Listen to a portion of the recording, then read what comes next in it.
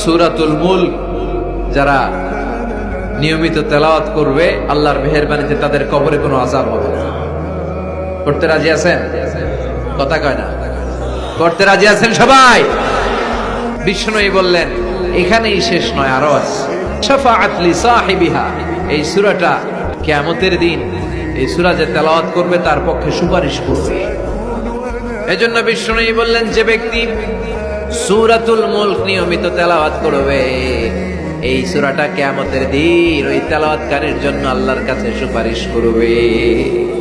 এখানেই শেষ নয়, বিষ্ণুই বললেন খাসামাত আন সাহিবিহা, এই সূরা যে তেলাওয়াত করবে তার পক্ষে আল্লাহর সাথে এই সূরাটা দাঁড়িয়ে তার পক্ষ নিয়ে আল্লাহর সাথে তর্ক করবে, ঝগড়া করবে। আল্লাহ তুমি ওরে জান্নাত দিবা না কেন, ওরে মাফ করবা না কেন, তুমি না গফুর, তুমি না গফফার, তুমি না রহিম, তুমি না রহমান, তুমি মাফ করে দাও।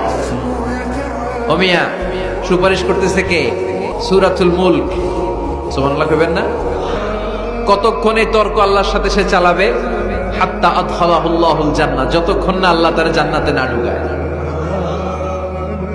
এখানেই শেষ নয়, বিষ্ণু বললেন মান কারাআ বিহা ফি লাইলাতিন ফাকাদ আকসারা ওয়া আতাবা, রাত্রি বেলায় যে সূরাটা তেলাওয়াত করবে পুরো রাতটাকে বরকতময় করে দিবে কে? এজন্য বিশ্বনবী বলেন আমি চাই আমার সব উম্মত এই সূরাটা মুখস্থ করে নেক। আমার চাই আমার ছোট বড় আবাল বৃদ্ধ বনিতা সব উম্মতের হৃদয়ের মধ্যে এই সূরাটা গাঁথা থাকে, মুখস্থ থাকে, হিফজ করা থাকে। আমরা বিশ্বনবীর উম্মত না? কথা কর। নবীর এই আশাটা আমাদের পালন করার দরকার আছে না নাই? আমরা কি পারি না এই সূরাটা মুখস্থ করে রাখতে? মাত্র 30 আয়াত, প্রতি মাসে কয়দিন? প্রতিদিন এক আয়াত করে মুখস্থ করলে লাগে কয়দিন?